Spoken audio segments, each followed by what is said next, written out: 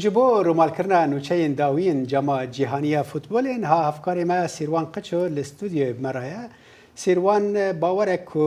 فوتبال جیانه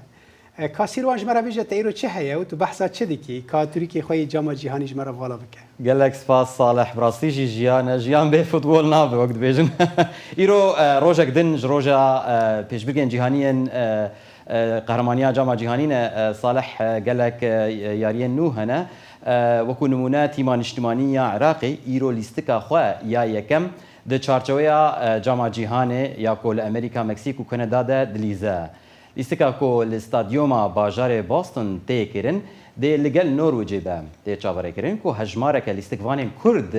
دليستكا ايرو ياسي شمي دا بشدار ببن جي بلي نورويجي دي عراق دي چارچويا جروبا اي دا لقل فرنسا و سنغال دا جي بليزا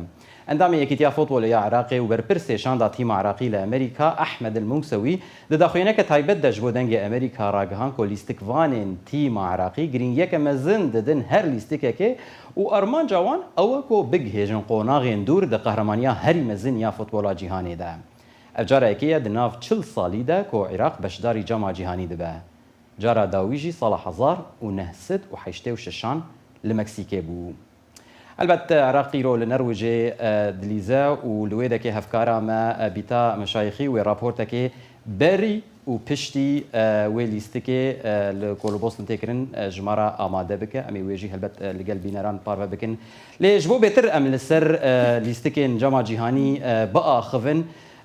نها كاوا حسو جول باريزي بري تيمان اجتماعي سوريا بمرة يا جبو ام بحثا هم آلين هنري وهم جي هناك برزجريكن جريداي كونها د جامعة جهاني د دركتنا بكن كوا جارك دنت بخير هاتي في برنامج دسبيك ده خوازم جبرجو تيما تا ألمانيا يا حسكري تيما ألمانيا خوازم نرينا خود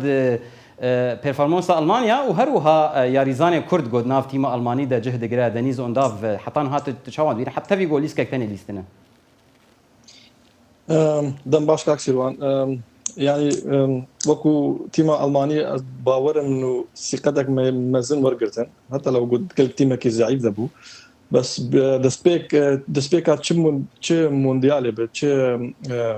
وكو تيم دسبيك وان قالك باش بس ثقتك مازن التيمي او يا ريزاني كورجي هات ناد جولك جيكر او جي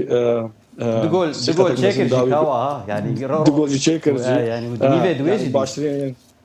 باشترين يا ريزان اوي تيمي بو ثقتك مازن دا تيما خوشي ودا مدرب خوشي جو جارك دين و برفته بدي تشتا خوش كواد و بشتي جول بر وخطا جو فيروز باهيات كر ديلانا برماجيد كرنا اسكار القمر باش كوا اورز يعني براسيت تشكي بالكيش برنامج كيد قلت هسبين رشين في قهرمانيه مغرب وجابون وامريكا وبراسيجي حطانها بحرسي جيمي واني كده يعني ليست كان قالكي باش كده تتبيجه ود ليست كان بيجي يقولوا بردوام بكن يا تني دسبيك بو نا تني دسبيك برجو تيمين قالك باشن يا ريزاني وان بر باشن كيف ما قالك رات امريكا ود دسبيك اخو باشكر وتيما تركيجي خسارات بو او درفتاني دا امريكا وجوب بالاواني ويك جروبي اجبروي که شانس ویجی مزنتر بو گو بچه قناغ دورتر تناس کشوا اجبروي که یابان تیمکی تکتیکی انضباطی وقال تيم هولندي زانه تيمك هولندي قالك تيمك بقوات بهيزه لعبه قالك باشكر مغرب شخصيتي تيمك جو ريزي كم سر عالمي تناسك يا ريزاني وان همي يا ريزاني اوروبيين لاوروبا جانا خد كان تيمك قالك بقوته راسيجي كوا يعني صار تيمي بتشوشك يعني قالك تشتن قالك سوربريزه قالك مثلا دو اسبانيا وكيب فيردي بشتوي امبيجن مصر وبلجيكا يعني انجامين حطان هذا كيفن قالكي بالكيشن وهروها يا جابون تبحث يا جابون وهولندا ولاتي كوتلي دجي باشا كوا اسخوازم بس فيك ما بحثا عراقي كروش خون عراقي بشتي كم دم جميران لقال نروجي ليسكا خويا يكيل بوسطن دليزه عراق ويوكمي فانك روماتيبه ياجي تدبيجه بلكي هناك انجام باش كيماني دقوناغا جروب عند بدس تخينه قالنا لينا من لعب يا ريزانا يا ريا ايرو كليكا في جروبي اجبو عراقي هكذا عراقي تعادل بين يا سركبه وكو سيام شانسي برمزن هي بتقونا غيدا تقول جرجش برجو حردو اللي استكين دين زحمتن بالسنغال وفرنسا نتخونا فرنسا وسنغال برزحمتن تنازك نرويج نسهل نسنا هي يعني هالاند لاعبي دورتموند قالوا هنا لاعبي ارسنال قالوا هنا تيم بقوه الشانسي عراقي وقت سبيكا يا ريا تنازك احتمال سبرايز كيبك بس يعني ترسم يك تشتكي كبر عراقي اگر رنگ الدفاعي قالك هناك لازم بشكل زختيل تنويج بك اگر دفاعي بك وخسارات بك لازم دفاعي نك باشا چار یاریزان کرد ناف دنه و یکی دینجی هی نکرده لج هولیره یا کریستیانه ريبين سوقالا يعني تدبيجه يك جوان كيماني مرخاص دوسكي جولك عجيب اني بريكو اف دجيمك دوستانه ده لكوات استا ياريزان كرد تيم عراقيده شاود نرخينه ياريزان قالك باشنا كم عشان موجود دفاعي حتى غور وام بيسي دورتموند جافي لينا خوازن وي ياريزان قال خب بن يازاك پر باشه دفاعي وان پر باشه وكو دن ياريزان دن اصلي وان دن ناف تيم ده اصلي قالك جرينجا حتى نوكا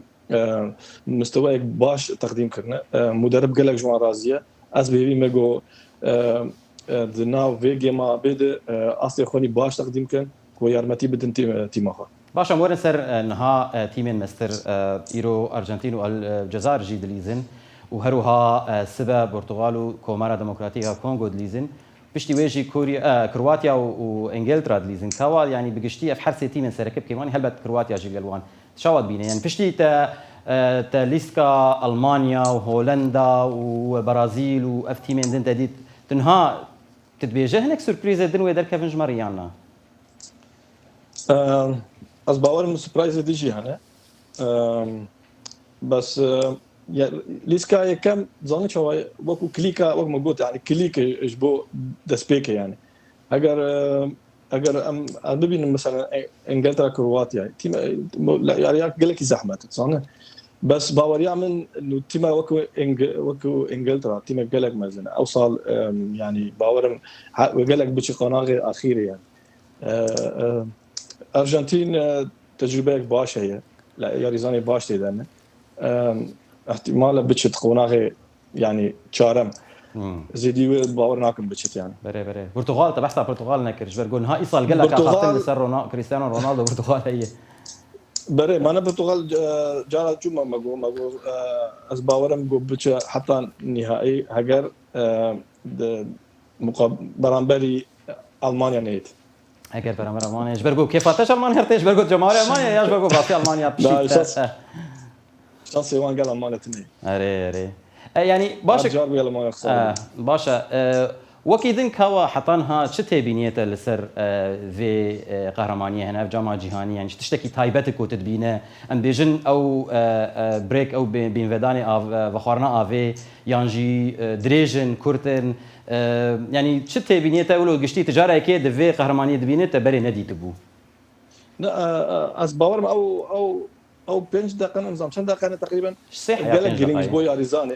سي حتى 5 دقائق قال لك جرينج بوي اريزاني جوكي جيرما زختك مزن سر اريزانا هنا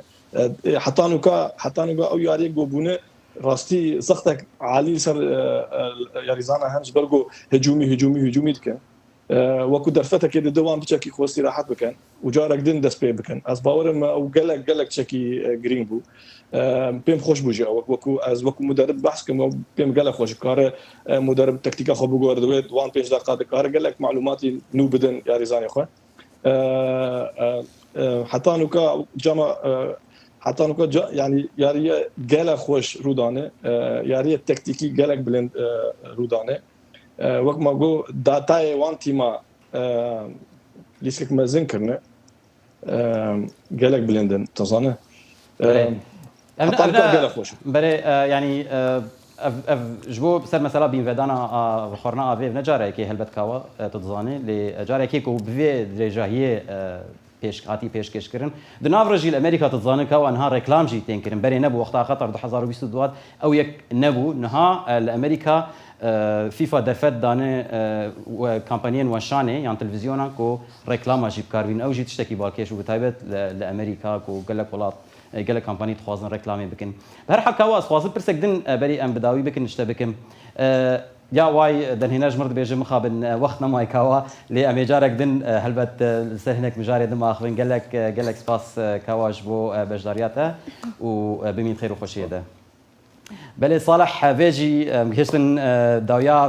في بشه برنامجه از بتقرم جبته